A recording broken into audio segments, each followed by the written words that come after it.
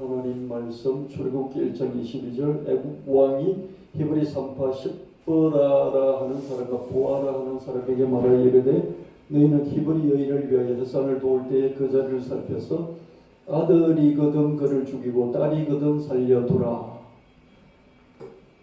그러므로 바로가 그의 모든 백성에게 명령하여 이르되 아들이 태어나거든 너희는 그를 나일강에 던지고 딸이거든 살려두라 하였더라. 이집트 제국의 노예였던 히브리 사람들이 아들을 낳을 경우 산파에게 죽여라 그렇게 말했는데 산파가 죽이지 않고 살려주니까 바로 이집트 왕이 아들을 낳으면 나일강에 던져 죽여라 그렇게 명령을 했습니다. 그럼에도 불구하고 요게벳은 결혼하여 임신을 했고 아들을 낳았습니다. 하나님이 조상 아브라함에게 하신 약속 내 자손이 하늘의 별같이 바다의 모래같이 많으리라 이 약속을 믿었기 때문이었을까요? 여러분 왕이 아이 낳으면 아들은 강물에 던져 죽여라 익사시켜서 죽여라 라고 황제가 이집트 제국의 황제가 명령을 했는데 노예 출신인데 그죠? 자기는 노예인데 그 말을 기억하고 아이를 낳았을까요?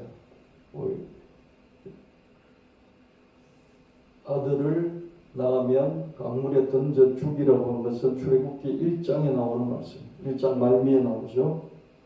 근데 요게벳이 아이를 임신했다는 말은 아이를 임신하여 낳았다는 말은 2장에 나옵니다. 그럼 이미 명령이 다 퍼져서 알고 있는 그런 상황에서 아이를 임신하고 낳았다는 것이죠. 이것은 엄청난 위험을 감수한 거죠. 리스크 테이킹이잖아요. 위험을 감수한 거죠. 다 위험을 감수하지 않으려고 합니다. 요즘 이제 20대, 30대 여자 청년들은 결혼을 잘 안 하려고 하고요. 결혼을 해도 아이를 잘 안 낳으려고 하고요. 낳으면 한 명 딱 낳으려고 그렇게 딱 계산을 미리 해둡니다. 위험한 것은 되도록이면 감수하지 않으려고 그렇게 하죠. 출애굽기 2장 1절 6절을 레위 가족 중 한 사람이 가서 레위 여자에게 장가들어 그 여자가 임신하여 아들을 낳으니 그가 잘생긴 것을 보고 석 달 동안 그를 숨겼으나 더 숨길 수 없게 되매 그를 위하여 갈대 상자를 가져다가 역청과 나머지를 칠하고 아기를 거기 담아 나일강과 갈대 사이에 두고 그의 누이가 어떻게 되는지 알려고 멀리 있었더니 바로의 딸이 목욕하러 나일강으로 내려오고 시녀들은 나일강가를 거닐 때에 그가 갈대 사이의 상자를 보고 시녀를 보내어 가져다가 열고 그 아기를 보니 아기가 우는지라 그가 그를 불쌍히 여겨 이르되 이는 히브리 사람의 아기로다. 요게벳이 임신하여 아들을 낳았잖아요. 결혼했어요. 그러면 임신하지 않아야 되잖아요. 근데 임신했어요. 물론 딸이면 살 수 있으니까 딸을 낳을 수도 있는데 아들인지 딸인지 모르니까 임신을 안 해야 돼요. 임신을 했어요. 아들 낳는데 3달 동안은 숨겨서 키우다가 더 이상 숨겨서 키울 수 없잖아요. 아이는 울 것이고 그죠? 그리고 어머니는 노예니까 일터로 가야 될 것이고 그죠? 그럼 아이를 데리고 다닐 수 없을 것 아니에요. 어디다 숨겨둬야 될 텐데 글쎄 3달 동안 젖먹이를 키운다는 것 자체도 힘들었을 텐데 그죠? 더 이상 키울 수 없어서 나일강 갈대 사이에 갈대 상자를 엮어가지고 그의 아이를 넣어서 뒀습니다. 그랬을 때 어떻게 됐습니까? 바로의 딸 공주가 목욕하러 나와가지고 이 갈대 상자를 발견하고 가서 열어보니까 아이가 울고 있거든요. 보니까 뻔할 뻔치 아니에요, 그죠? 아들인데 보니까 히브리 노예들의 아이인 거죠. 그래서 왕의 명령이니까 아이를 꺼내서 그냥 강물에 던져서 죽여야 되잖아요, 그죠? 근데 전설에 따라서 전설에 의하면 그 당시에 이 바로 공주는 아들을 낳았는데 그 아들이 병에 걸려서 죽었어요. 죽었는데 그 슬픔을 이기지 못한 그런 상태였는데 아이를 발견을 하니까 이 아이를 자기 아들, 죽은 아들 대신으로 키우면 되겠다. 그렇게 해서 아이를 구해줬다. 이런 전설가가 삼천리처럼 유대인들에게는 흘러내려오고 있는 그런 전성이 있습니다. 출애굽기 2장 7절 10절 그의 누이가 바로의 딸에게 이르되 내가 가서 당신을 위하여 히브리 여인 중에서 유모를 불러다가 이 아기에게 젖을 먹이게 하리이까 바로의 딸이 그에게 이르되 가라 하매 그 소녀가 가서 그 아기의 어머니를 불러 바로의 딸이 그에게 이르되 이 아기를 데려다가 나를 위하여 젖을 먹이라 내가 그 삭슬 주리라 여인의 아기를 데려다가 젖을 먹이더니 그 아기가 자라매 바로의 딸에게로 데려가니 그가 그의 아들이 되니라. 그가 그 이름을 모세라 하여 이르되 이는 내가 그를 물에서 건져내었음이라 하였더라. 요셉은 믿음의 용기를 내어서 아들을 갈대 상자 안에 넣었죠. 그죠? 그랬을 뿐만 아니라 딸까지 보내가지고 딸이 아마 첫째였던 것 같아요. 딸이. 그러니까 지금 모세가 태어났잖아요. 3살 터울이 그 위에 형인 아론이거든요. 3살 터울이에요. 근데 3살짜리를 보낼 수는 없잖아요. 그죠? 그럼 그 위에 누나가 있어서 한 7살쯤 된 누나를 보내서 갈대상자가 어떻게 되는지 내가 지켜봐라 그랬을 것 같네요. 그죠? 그래서 아마 미리암이 첫째 딸이었고 둘째가 아들인 아론이었고 3살 터울이죠. 그죠? 누나하고는 뭐 한 5살, 7살 터울이었을 수도 있겠죠. 그죠? 첫째 딸을 보내서 이제 하나님 은혜가 어떻게 임할지 살펴보라 그렇게 했을 겁니다. 요셉에서 믿음이 있어서 하나님께 기도했을 것이고요. 그리고 어떻게 할 수가 없어서 마지막 수단으로 갈대 상자에 아이를 넣어서 강물 위에 둔 것이죠. 그게 잘했다는 건 아니에요. 근데 어쩔 수 없는 상황이잖아요. 더 이상 어떻게 할 수 없는, 그거 외에는 다른 수가 없는 거잖아요. 그런 것은 하나님이 허락하시잖아요. 그죠? 내가 키울 수도 있는데 아이를 갈대상자 안에 넣어가지고 강가에 갖다 놓는다면 이것은 아이를 유기한 유기죄에 해당되는 거잖아요. 그죠? 그래서 사회가 이걸 허용을 할 수가 없어요. 이런 경우는 어떻습니까? 어쩔 수 없는 거잖아요. 그죠?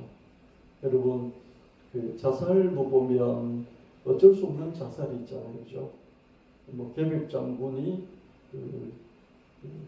김유신하고 그 항산벌 전투에서 5천 결사들을 이끌고 뭐 10만 명 넘는 군대하고 맞붙어 싸우니까 당연히 질 것 아니에요. 그죠? 그래서 자기 가족을 먼저 죽이고 자기가 나가서 전쟁을 벌였잖아요. 그랬을 때 그거는 자기 가족을 죽인 그런 뭐 살인자다 그렇게 말할 수는 없는 거거든요. 그죠? 상황, 환경, 형편에 따라서 죽음도 달라질 거예요. 그죠? 내가 차라리 오랑캐에 짓밟힘을 당하느니 자진해서 죽겠다. 그래서 오랑캐가 나를 죽이기 전에 내가 자살을 할 수 있잖아요. 그죠? 그걸 자진이라고 그러죠. 그죠? 옛날에는 그걸 자살이라고 하지 않고 자진이라고 그랬죠. 그죠? 그런 것들을 자살이다, 똑같은 자살이다 볼 수 없을 거죠. 이렇게 아기를 버리는 상황도 그냥 아기를 내버려 유기하는 그하고는 또 다르게 우리는 평가할 수 있을 것입니다. 그죠? 그래서 똑같은 거라도 어떤 상황이었느냐 하는 것을 전황을 따져보는 것이 필요하겠습니다. 그렇게 해서 결국 요셉은 아들을 살릴 수 있었잖아요. 그죠? 바로 공주가 와서 아이를 건져갔으니까. 그죠? 그뿐만 아니라 딸을 보내서 유모를 유모를 보내드릴까요? 그랬을 때 아들, 자기 친아들 모세의 유모 노릇까지도 할 수 있었죠. 아들이 젖을 떼자 그때부터 이집트 공주의 아들이고 모세라는 이름을 가지고 아들로 양육이 됐죠. 그죠? 요게벳은 히브리 노예였고 그 아들도 히브리 노예의 아들이었지만은 공주, 이집트 제국 공주의 아들, 이름은 모세. 이 모세는 히브리인들의 이름을 따서 지은 게 아니고 이집트 제국의 그 왕실의 그 어떤 이름 짓는 그죠? 그런 학렬이라고 할 수 있을까요? 그런 장명법을 따라서 이름을 모세라고 지었을 것입니다. 보통 젖을 3살쯤 되면 젖을 때인데요. 그 당시도 1살, 2살, 3살 되면 이제 젖을 때는 거죠. 그러니까 아이를 낳아서 아이를 생명을 구할 수 있었고 구했는데 젖을 못 이어서 젖뗄 때까지 2년 최소한 2년 3년 정도 그죠? 2년 3년 2, 3년을 아이를 자기 품에 젖을 먹이면서 기를 수가 있었죠. 그죠? 사도행전 7장 20절 24절 그때 모세가 났는데 하나님 보시기에 아름다운지라 그의 아버지의 집에서 3달 동안 길러지더니 버려진 후에 바로의 딸이 그를 데려다가 자기 아들로 기르매 모세가 애굽 사람의 모든 지혜를 배워 그 말과 하는 일들이 능하더라. 나이가 40이 되매 그 형제 이스라엘 자손을 돌볼 생각이 나더니 한 사람이 원통한 일 당함을 보고 보호하여 압제받는 자를 위하여 원수를 갚아 애굽 사람을 쳐 죽이니라. 사도행전 출애굽기가 아니고 사도행전에서 이렇게 쭉 모세에 대해서 설명을 하고 있는 부분이죠. 아들의 유모 역할을 했잖아요, 그죠? 요게벳은 아들이 젖을 뗄 때까지 아들에게 무엇을 가르칠 수 있었을까? 자기 민족이 믿는 그런 하나님에 대해서 이야기를 할 수 있었을 것이고요. 자기 조상인 아브라함, 이삭, 야곱 그리고 자기들이 지금 어느 핏줄인지 이런 것들을 이야기할 수 있었을 것입니다. 세세하게 이야기하면 아이가 그걸 듣고 가서 이렇게 딴 말을 할 수 있으니까 세세하게는 가르치지 못하고 그냥 하나님이 우리의 하나님이다 뭐 이렇게 구체적으로 너희 하나님이다 이렇게 말하기보다는 하나님이란 신에 대해서 그죠 이렇게 쭉 설명해 줄 수 있었을 것이고 그리고 아브라함과 이삭과 야곱이라는 조상이 있었는데 그들의 이야기들을 쭉 들려 줄 수 있었지 않을까 그런 생각이 듭니다. 두루뭉실을 하기는 지혜롭게 가르쳐 주었겠죠. 그죠? 모세가 애국의 모든 교육과 훈련을 받아서 장성한 장군이 되어서 아프리카 이런 쪽에 가서 전쟁에서 승리도 거두고 아주 유명한 장군이 되었다고 합니다. 그렇죠? 40세가 되었을 때 자기 동족을 돌볼 생각을 했어요. 그렇죠?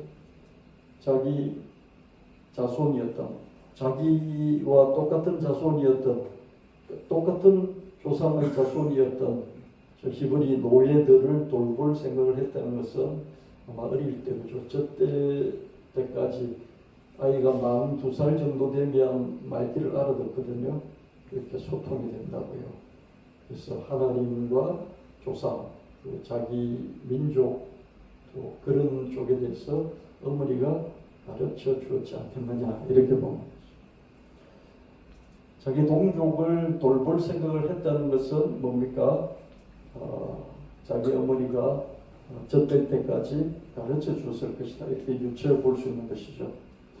젖을 뗀 아들을 넘겨준 이후에 요게벳은 무엇을 바라보며 살았을까요? 어떻게 하든지 자기 아들, 이제 모세라는 이름을 가졌죠. 자기 아들을 다시 만날 것을 바라보며 살았지 않을까요? 일을 하기는 하는데 그죠. 뭐 자기 딸 미리암이 크는 것도 돌보기도 하고 또 큰아들 아론이 자라는 걸 돌보기도 하고 키우면서 또 노예 일까지 하고 험난하고 힘든 삶을 살았겠죠. 그럼에도 불구하고 이 심장에 못처럼 박혀있는 이 머리에 못처럼 박혀있는 그 생각은 이 모세를, 이 아들을 언제 다시 만날까? 그걸 생각하고 그걸 바라보며 그걸 기도하면서 하나님 꼭 만나게 해주세요. 그래서 매일 살았는데 그게 1년이 지나고 2년이 지나고 3년이 10년이 지나고 20년이 지나고 30년이 지났을 것입니다. 30년이 지나서 어떻습니까? 30년이 지나다가 어느 날 모세라는 사람이 히브리 노예들의 노예 현장에 찾아왔어. 그죠? 찾아와서 살펴보는 그 모습을 자기 어머니, 친어머니는 이렇게 물끄러미 쳐다볼 수 있었을 것입니다. 아니면 모세가 친어머니를 찾아서 만났을 수도 있고요. 근데 만나지는 못했을 것 같고요. 왔다는 얘기는 듣고 몇 번 오고 가고 그랬을 때 저 먼 발치에서 쳐다볼 수 있었을 것입니다. 요게벳이 하루하루 살아가는 이유는 모세와 재회하는 것이었을 것입니다. 40세의 모세는 동족을 돌볼 생각을 했고 그래서 동족이 일하는 현장으로 갔죠. 그때 요게벳은 모세를 만났을까? 아니면 먼 발치에서 모세를 바라봤을까? 요게벳이 25살에 모세를 낳았다고 치면 보통 그 옛날에는 10대 후반, 그죠? 하이틴 때, 17, 18, 9, 이때 아이를 낳잖아요. 첫째 아이, 그 딸을 20살에 낳았다 치면 얘는 27에 낳은 거죠. 그리고 둘째 아론은 24살, 3살쯤 됐을 때 낳았겠고요. 그래서 아마 25살 이쯤 되어서 셋째 아들 모세를 낳지 않을까 이렇게 추측해 볼 수 있죠. 그죠?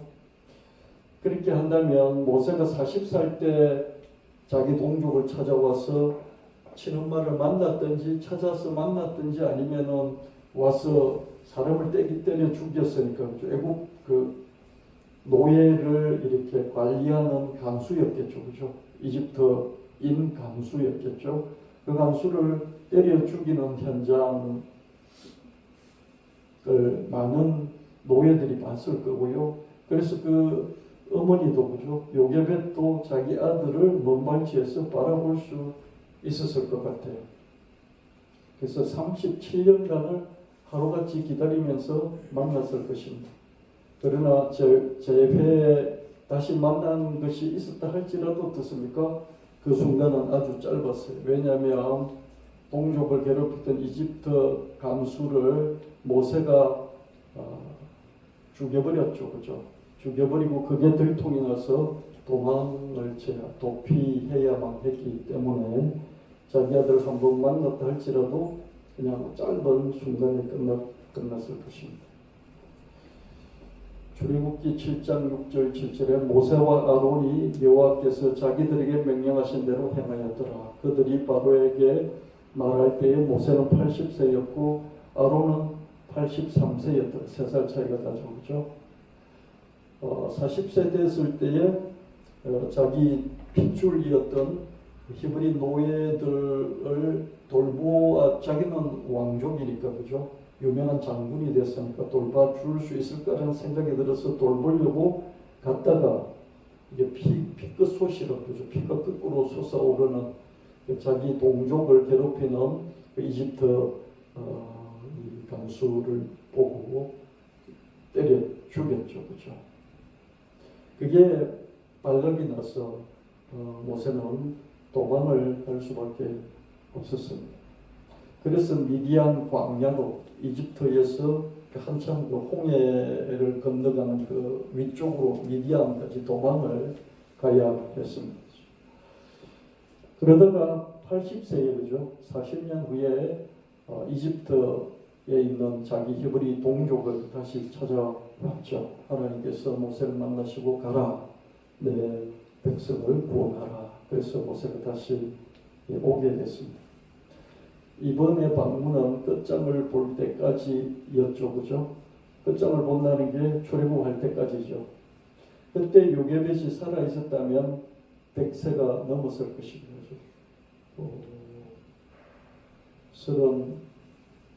40 37년 만에 만났다가 도망갔으니까 또 40년 만에 만났으니까 77년 만에 다시 만난 거잖아요. 그죠?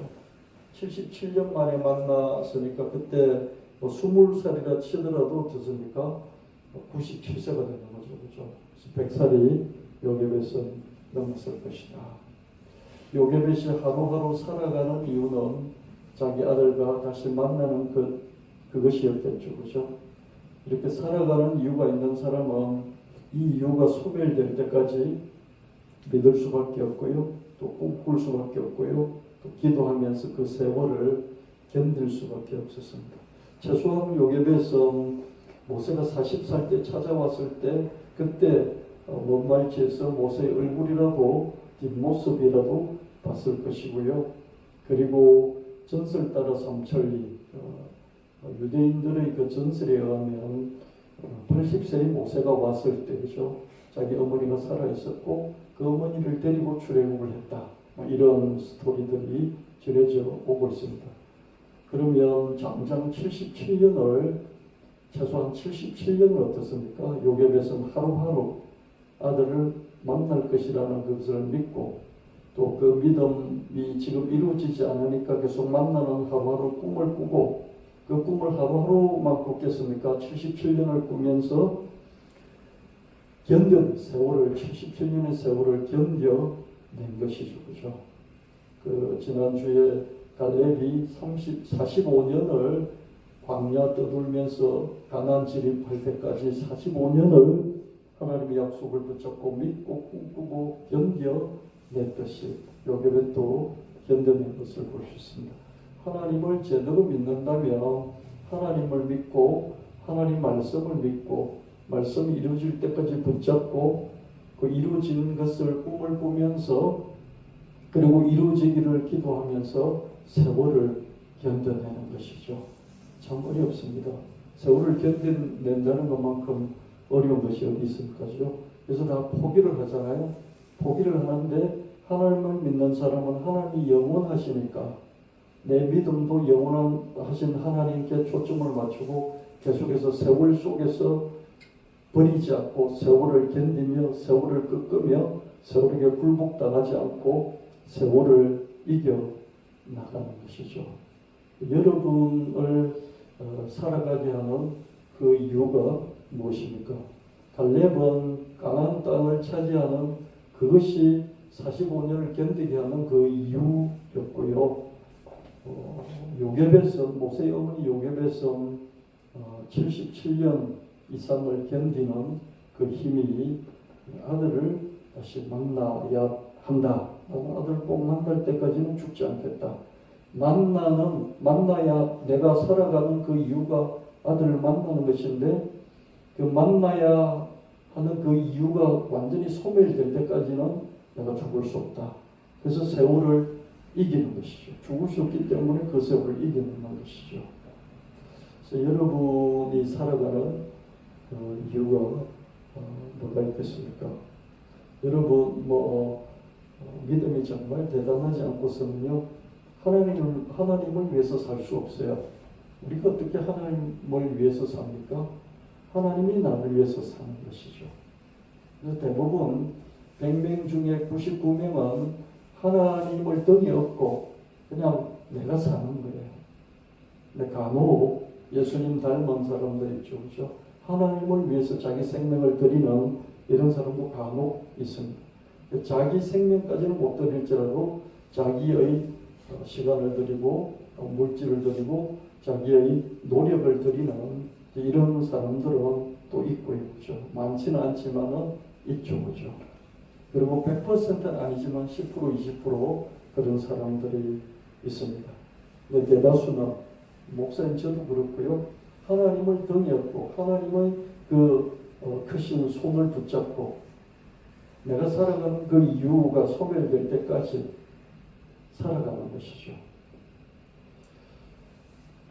제가 여러분 보고 하나님을 위해서 여러분 생명을 바치십시오. 그러면 누가 한 사람이라도 아멘 하겠습니까? 그렇죠? 아멘 잘 안 할 겁니다. 저도 생각을 해봤어요. 정말 우리가 살아가는 하루하루 살아가는 이유가 하나님을 위해서 살아갈까? 이런 생각을 해봤어요. 김충수 장로님쯤 되면 하나님 위해서 살아간다고 하실 수 있을까? 혼자서 이 설교를 준비하면서 그런 생각도 해봤어요. 우리는 대부분 하나님을 등에 업고, 그죠? 하나님을 이용해서 하나님의 도움을 받아서 그냥 내가 살아갈 이유들을 치고나가는 그런 삶이에요. 요게벳도 그랬고요. 갈렙도 그랬고요. 물론 충성스럽게 하나님을 믿었습니다.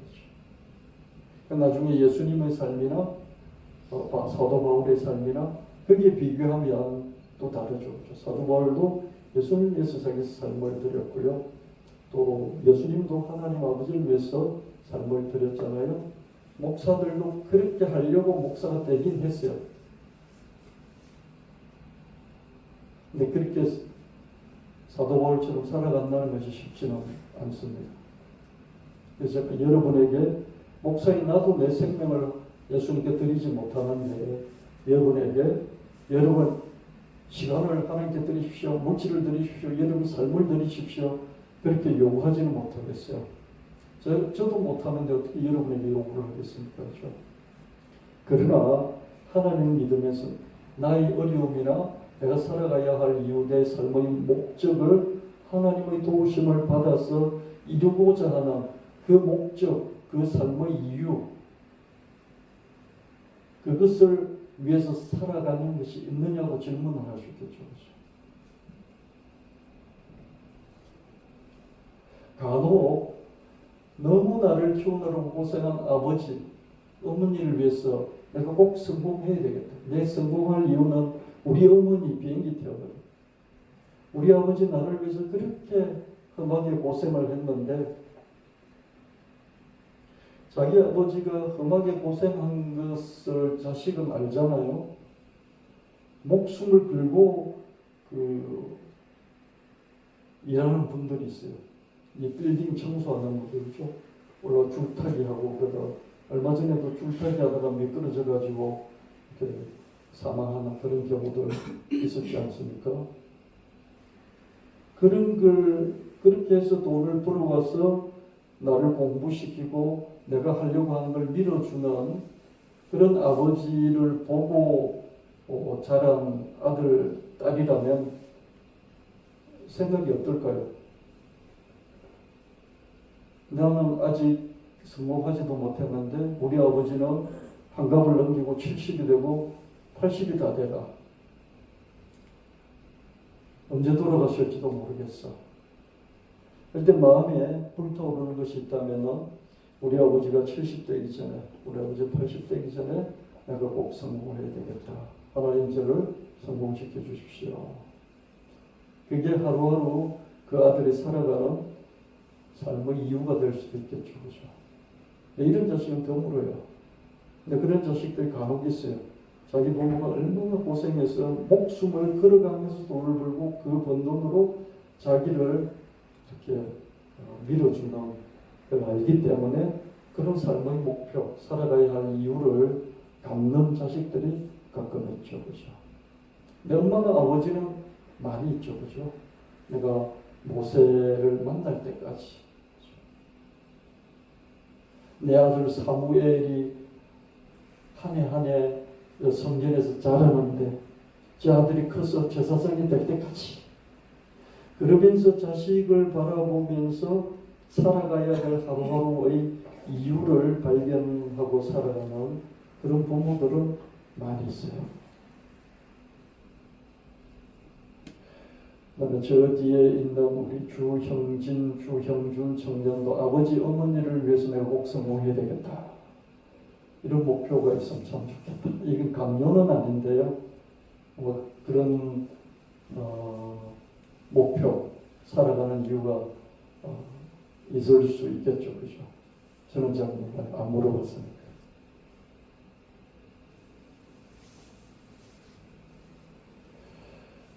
여러분의 살아가는 하루를 살아가는 삶의 이유가 무엇일까요?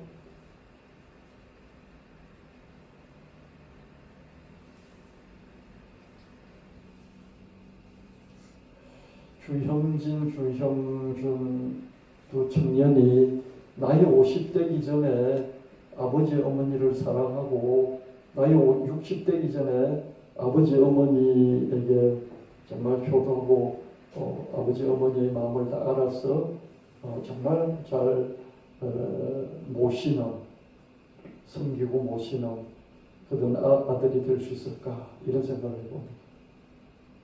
남자는요 또 여자를 만나서 결혼하고 자기 가정이 있고 그러기 때문에 남자는 한 50이나 60대야 겨우 정신 차리고 부모 생각을 해요.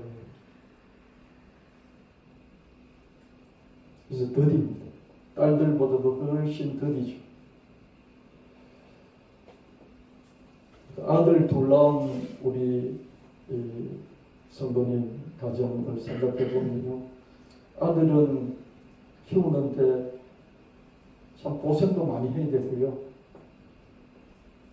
끝까지 이렇게 책임져야 되고, 결혼시켜도 또 계속 안심할 수 없고요. 나중에 50이나 되면 겨우 엄마 생각하고 60이나 되면 엄마 생각하고, 그때는 엄마 아버지는 다 늙어서 아무것도 할 수 없잖아요. 다 그렇다는 게 아니라 제 삶을 되돌아보면 그래요. 제 삶이 그랬던 것 같아요. 그래서 저는 여러분에게 효도하시오 이런 말도 못해요. 제가 못했기 때문이죠. 그래서 우리 주형진, 주형준 청년은 청년 때 이렇게 20대, 30대 때 젊었을 때 아버지와 어머니를 사랑하고 효도하는 효자가 되었으면 참 좋겠다. 그렇게 명령이 아니라 권면을 해도 하는 거죠. 살아가는 이유. 내가 출세하겠다. 내가 조금 더 나아져야 되겠다. 그것도 살아가는 이유가 되겠지만은 나를 키우느라고 고생하신 내 어머니 아버지를 위해서는 꼭 성공이 되겠어. 하나님 우리 엄마 아버지를 저는 잘 모시고 싶습니다. 꼭 성공하게 해주세요. 그게 기도 제목이 되고 살아가는 목표가 되고 또 그게 살아가는 하루하루 삶의 이유가 되는 그런 게 있었으면 좋겠어요.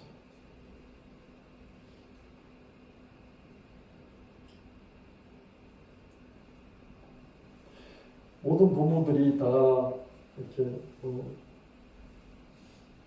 조상으로부터 큰 땅을 물려받은 친일파 후손도 아니잖아요. 친일파 후손은 땅덩이가 몇천 평이 아니에요. 몇십만 평, 몇백만 평 그러잖아요. 그렇죠? 우리는 그런 조상을 주지를 못했어요. 그냥 몸뚱아리 하나만 있어요. 그 세상 살아가는 것이 자립하는 것이 참 쉽지 않습니다.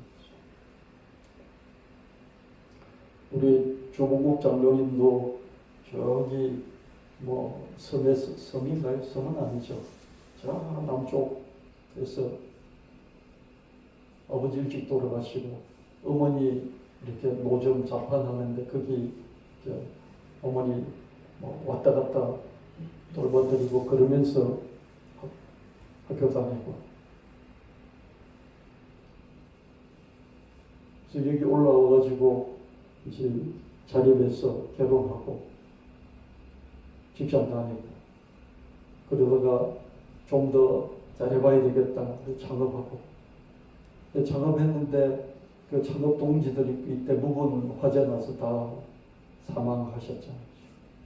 혼자만 나와가지고 지금 또 사업을 계속 이어가고 있는데요.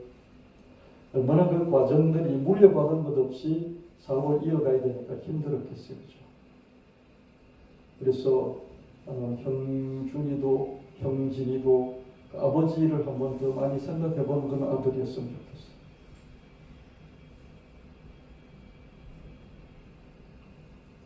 우리 교회를 개척했을 때 우리 희한하게 여기 와 있는 거예요. 시어가. 제가 시어와 아무것도 없는 상태에서 시어를 왔는데 두 분이 와 있어요.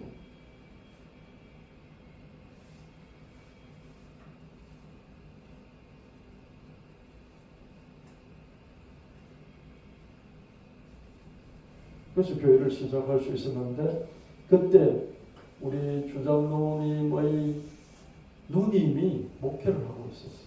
안산에서. 가깝지 않았죠. 저는 혼자서 그런 생각을 했어요.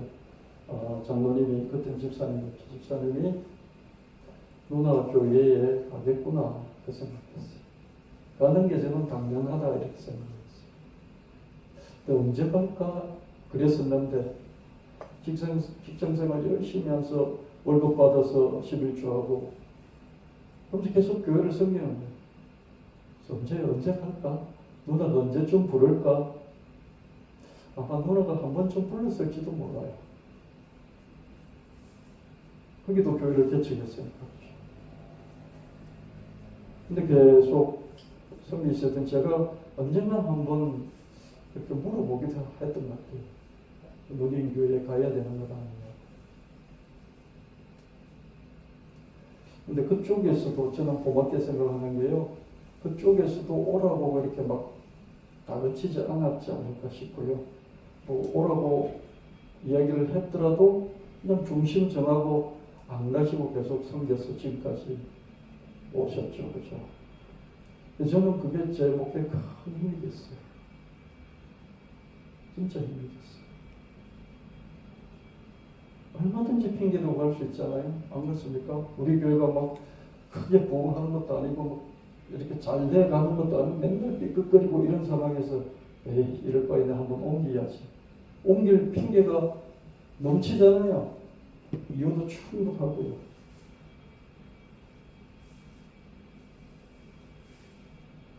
그래서 그런 중심을 보면서 이런 그런 중심이 읽히잖아요. 그죠?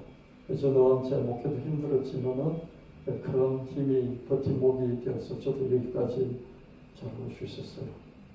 물론 주장님은 그랬더니 여기 계신 모든 분들이 다 그런 독심을 갖고 여기까지 오셨죠. 그죠?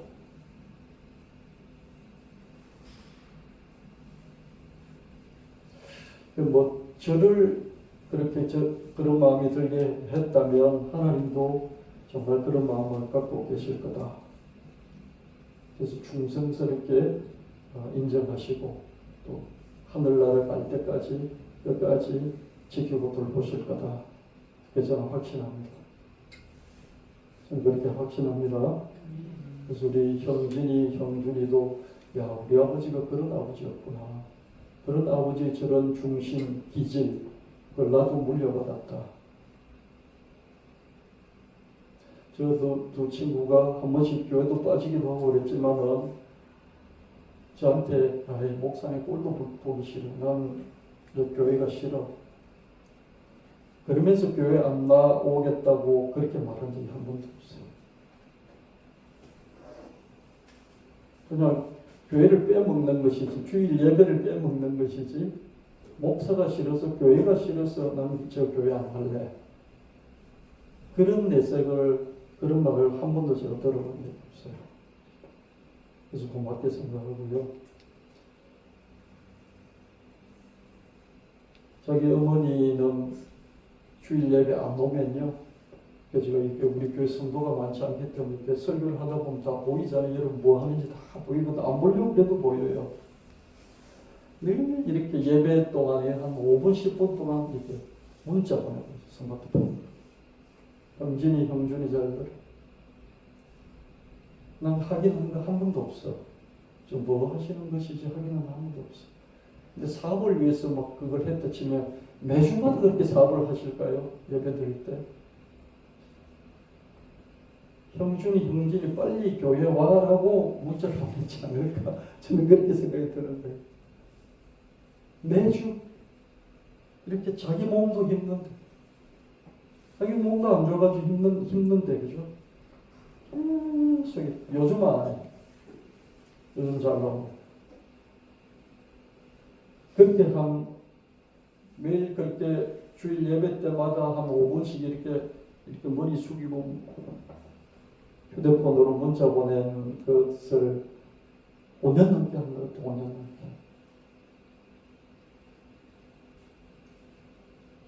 요게벳이 모세를 생각하면서 하루하루를 살았듯이 이 어머니는 두 아들이 하나님 품을 떠나지 않고 예배드리는 사람이 되길 원해서 주일 예배 자기도 집중해서 예배드리고 은혜 받아야 되는데 두 아들 생각하느라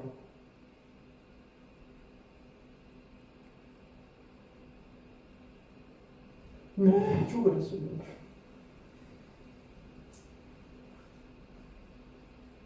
예배를 시작할 때 그랬을 뿐만 아니라 예배가 한참 지나도 아들 안 나와 있으면 이렇게 또 문자를 아마 그게 두 아들 부르는 문자였을 것 같아요.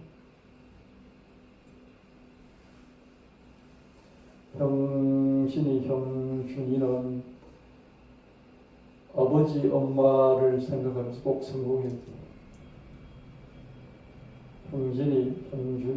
형준이 나 보고 있나? 아버지 어머니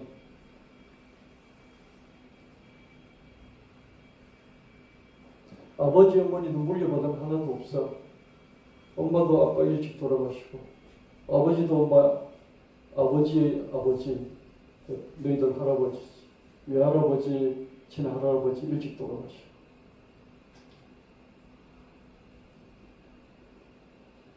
그래서 부모님에게 내가 많이 못 물려받았다 이 생각하지 말고 내가 어떻게 하든지 성공해서 엄마 아빠를 끝까지 내가 책임지고 돌보겠다.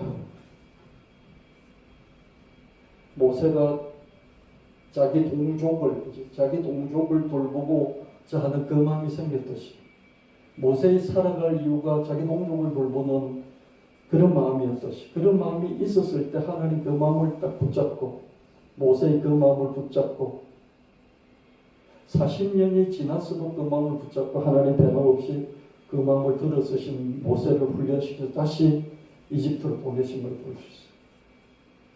그래서 우리 형진이 그런 마음을 가질 때 하나님이 그 마음을 품고 기도할 때 하나님 우리 아버지 어머니가 이럴 때까지 고생해서 나를 키웠는데 이제 내가 어머니 아버지를 돌보겠습니다.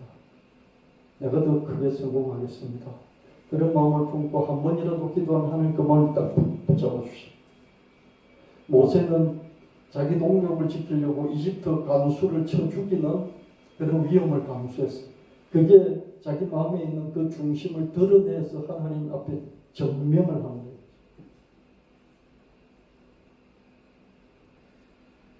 내가 살아가는 이유가 모세가 사람을 죽일 정도까지 그 마음의 중심이 강했듯이 그죠. 그렇게 될 때 하나님은 그 마음을 붙잡으시고 40년을 하나님도 견디시면서 그 모세를 끝까지 124일 될 때까지 쓰신 걸 봅니다. 그 백성을 위해서 자기가 돌보고자 했던 그 백성을 위해서 모세를 40년 동안 쓰신 거예요. 아멘. 여러분 살아갈 이유가 자식이 될 수 있어요. 여러분 하나님 위해서 사실 수 있겠어요? 제가 많이 생각을 해봤어요. 우리 성도님들 정말 하나님 위해서 살 수 있을까? 그렇게 못 살아도 돼요. 그냥 하나님 믿으세요. 그리고 하나님의 도우심과 인도하심과 그 능력을 덧입어서 여러분 자식을 위해서 사시고 이런 부모를 위해서 사시고 여러분이 누군가 뭔가 삶의 목표 또는 살아갈 이유를 붙여주시고 그걸 위해서 하겠다는 전명을 하나님 앞에 보여주시고 그러면 하나님이 여러분의 마음을 딱 붙잡으시고 끝까지 끌고 가시면서 여러분이 변절할지라도 그런 마음이 중간에 사라질지라도 모세는 40년 동안 그 마음을 버렸어요. 자기 동족을 다시 구원하겠다는 그 마음을 40년 동안 버렸다고요. 자기도 타지로 도망가고 거기서 장가가서 자식 먹고 기르면서 그 마음 다 버렸다고 40년 동안. 그러나 하나님은 그 참마음 붙잡으시고 끝까지 모세를 들어서 사용하시는 걸 봅니다. 아멘. 여러분 다시 산모의 목표를 붙잡으시고요. 살아갈 이유를 붙잡으시고, 그게 자식이어도 좋고요, 남편이어도 좋고, 아내여도 좋고요. 아내가 남편을 위해서 살겠다 이렇게 막 살아갈 이유를 말하는 아내는 좀 드물어요. 아내를 위해서 너무 헌신적인 남편이었다면 그런 아내도 감옥있어요. 남편은 좀 많아요. 남편을 위해서 고생한 아내들이 많이 있기 때문에요. 남편이 제정신 차리고 이제는 아내를 위해서 살아야지. 그런 살아갈 이유를 발견하는 남편들은 좀 여럿이 다수가 있죠. 그래서 배우자를 위해서든지 자식을 위해서든지 남편을 위해서든지 뭐 간혹 우리 교회를 위해서든지 그렇죠? 그렇게 살아갈 이유를 꼭 한번 제가 이 말 한다고 그래야지 그러면서 뭐 한번 나는 이유를 발견했다. 그 정도 가지고 안 돼요. 그 이유는 37년을 갈 수 있고요. 또 77년을 갈 수 있는 그런 이유야 45년을 갈 수 있고요. 사람 하나 그냥 때려 죽일 정도의 그 강렬한 그런 게 있으면 하나님 그런 걸 다 붙잡아 주신다는 거죠.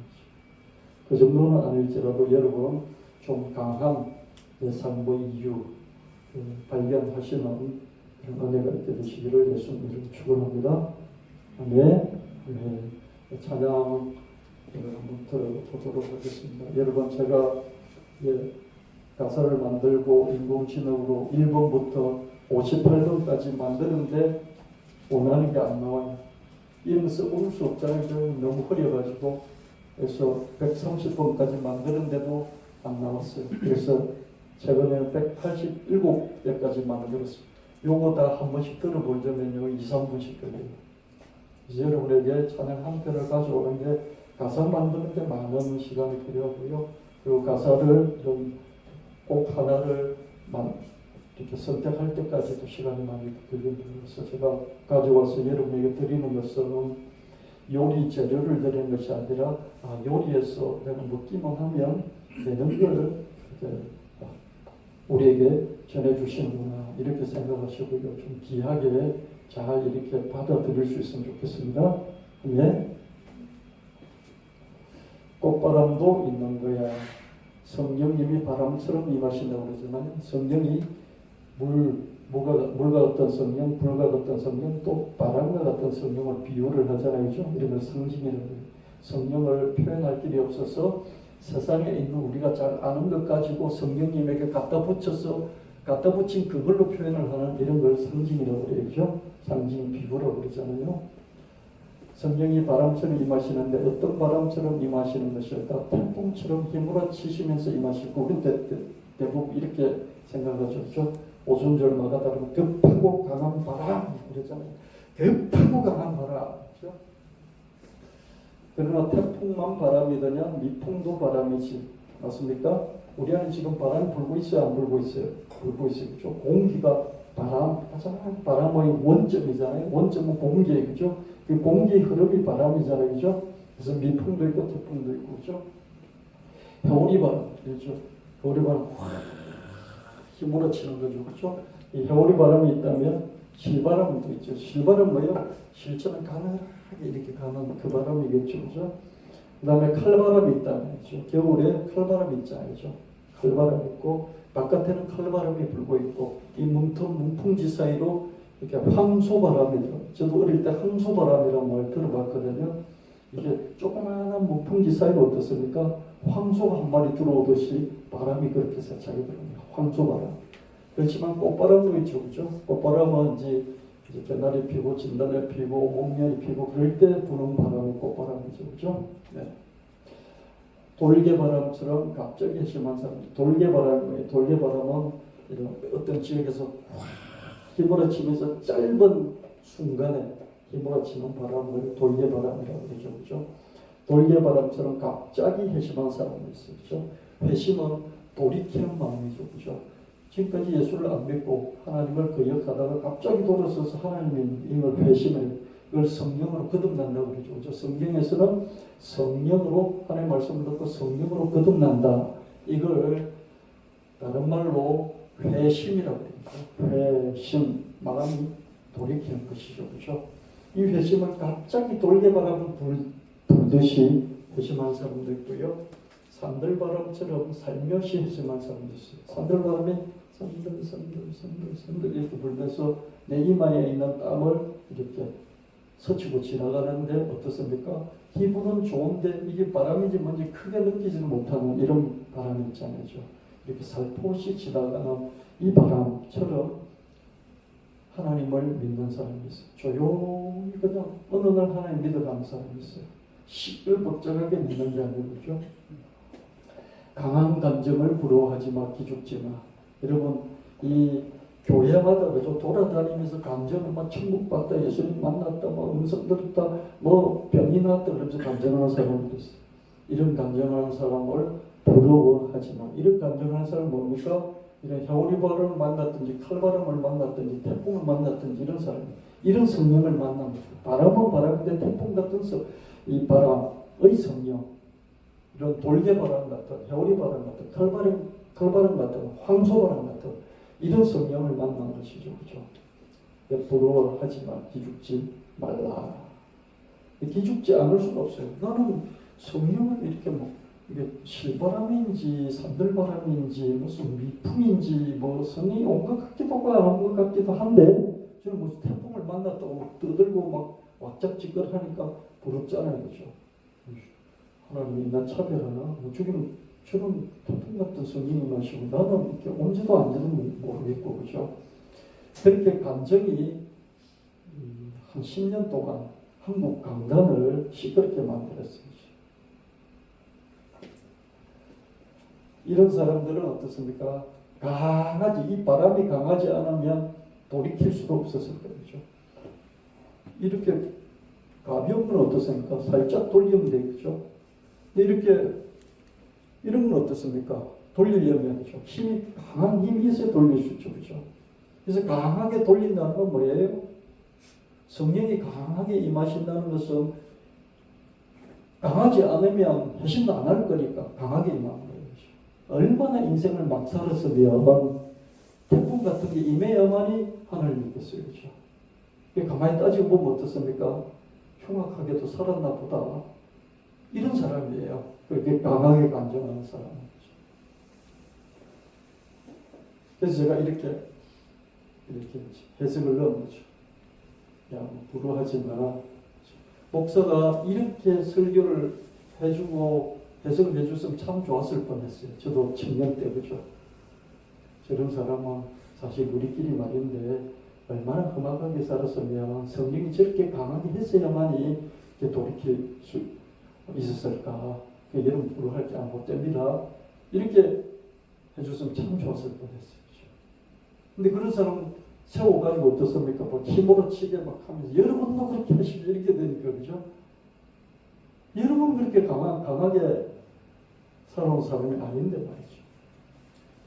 성령님은 태풍처럼 임하시기도 하고 미풍처럼 임하시기도 하고 그래서 강한 감정이는 자기 강한 대로 믿으면 되고 못되시면 이게 실바람인지 산들바람인지 거듭났는지도 몰라요. 자기 색깔대로 믿으면 돼요. 못되시라니 가장 힘들어하는 게 그거예요. 감정한다고 뭐 떠들고 하면 음성 듣고 뭐 병났다 그러고 뭐 무슨 천국 갔다 왔다 그러고 지옥도 봤다 그러는데 나는 뭐지? 99% 그래요. 나는 뭐지?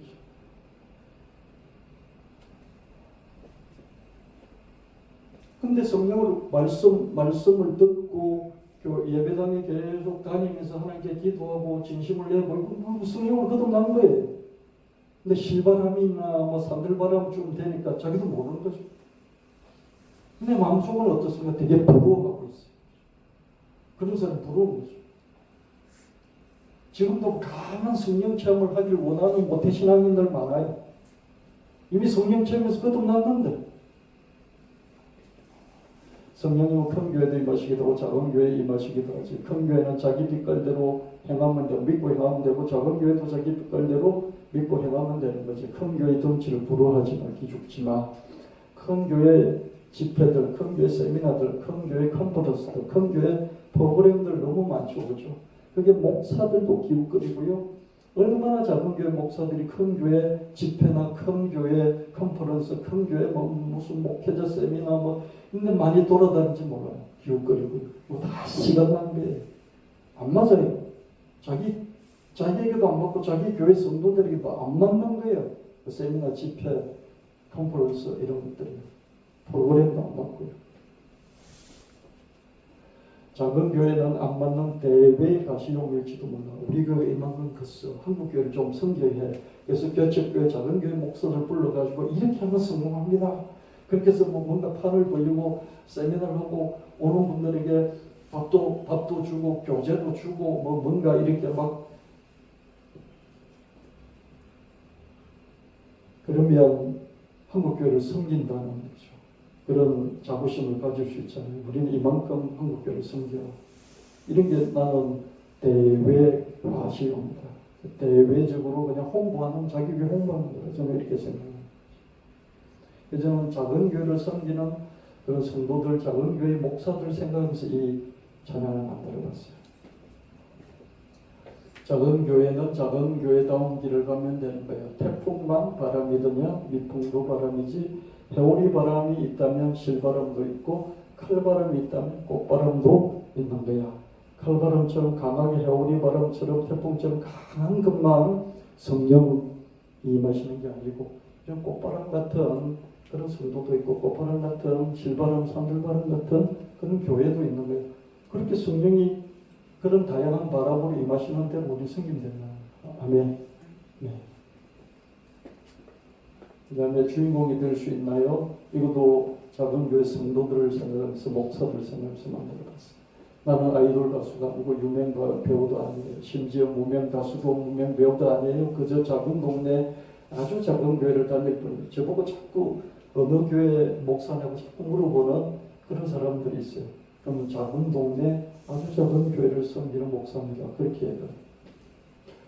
헌금을 많이 하고 싶어도 벌이가 쉬웠지 않고요. 모임을 많이 갖고 싶어도 시간이 항상 모자라요. 왜 그렇습니까? 월급이 적은 사람은요. 몸빵을 해요. 몸빵, 소위 몸빵. 몸을 굴려서 시간을 늘려서 돈을 늘려야 돼요. 시간을 작게 투자해도 월급을 많이 받는 사람이 아니고요. 나는 연봉이 작기 때문에 몸빵, 시간을 자꾸 늘리고 몸을 많이 써서 돈을 어느 정도 버는. 그래서 시간이 없어요. 그래서 모임을 많이 갖고 싶은데 모임 많이 갖고 싶지 못해요. 구역 예배자들이 한번 들리려 해도요. 일주일에 3시간 시간 안 내요. 주중에 3시간 시간을 어디서 뺄 수 있어요? 좋은 직장에 다니는 사람을 뺄 수 있어요. 근데 그렇지 못한 사람은 저녁 7시 퇴근이 아닌데 또 일을 더 해야 되는데 언제 시간 약속 정해서 구역 예배를 드릴 수 있나? 못 드려요. 그래서 중산층 정도 되는 사람들은 야 커피 한잔 하자, 우리 삶을 나누자, 성경 공부하자, 성경 공부 모임 갖자, 우리 삶을 나누는 이거 하자, 교제하자, 이게 돼요. 근데 직장이 제대로 되어 있지 않은 사람은 예수를 믿어도 나도 거기에 참석하고 싶은데 참석 못하는 거예요. 이런 사람들의 마음의 그 마음의 소리를 목사들이 못 읽어내요. 그래서 계속 교회 오라고만 하죠. 기도도 많이 못하고 성경도 많이 못 읽고 시간이 없는데 좀 힘들고 어떻게 일어나도 하나님 사랑하십니까? 정말 사랑하십니까? 일어나도 주님이 주인공으로 받아주실 수 있나요? 가난한 가부는 동전 2개를 드렸잖아요. 생활비 전부를 넣었다는 칭찬을 해주셨잖아요. 술 먹은 이게 여인은 동전 2입도 못 드렸죠. 그리고 거기다가 면박까지 했잖아요. 그런데 물러서지 않고 또박또박 예수님께 대답을 했죠. 그러니까 예수님이 야 믿음 실린 말을 엄청 잘했다 이렇게 칭찬해 주셨잖아요. 여기는 흥금도 필요 없고 여기는 시간도 모임도 필요 없고 그냥 주님께 와서 그냥 한 것뿐인데 칭찬받았어요. 헌금을 많이 못하고 성경을 많이 못 읽어도 형편대로 가부는 그냥 동전 2입을 넣었어요. 지금은 지금 한 2만 원 정도 넣었어요. 2만 원. 형편대로 헌신하고 믿음의 중심, 수로보니게 여인은 아무것도 없었어요. 그냥 믿음의 중심을 내보였어요. 그랬더니 주인공처럼 주님의 인정을 받을 수 있었어요. 주님은 이런 분이십니다. 아멘. 이런 사람도 와도 얼마든지 주님 앞에 주인공이 될 수 있도록 하신 게 주님의 사역이었어요. 지금 교회는 너무 문턱이 높아서 성경만 읽어야 되고요, 제자 훈련 받아야 되고, 사역자 훈련 받아야 되고, 구역 모임해야 되고요, 또 성경 공부해야 되고요, 그리고 헌금해야 되고요. 행태 따라서 하면 됩니다가 아니잖아요. 근데 예수님은 그러지 않으셨어요. 그렇다면 진짜 안심해. 주님 정말 이렇다면 안심이에요. 나도 해볼 만한 거죠. 시간 없고 물질 없는 사람도 내가 할 수 있는 게 주일 예배 드릴 수 있는 그거밖에 없어요. 그래도 주님 앞에서 칭찬받을 수 있다면, 주님이 주인공처럼 인정해 주신다면 나도 해볼 만하네. 형편대로 헌신하고 믿음의 중심을 내두고 내 형편대로 할 수 있는 한 헌신하고, 형편 안에서 헌신하고, 그러면서 주님이 면박을 줘도 물러서지 않고 믿음을 내보이는 수로원의 여인 같은 그런 믿음의 삶을 살아갈게요. 나도 해볼 만하네요.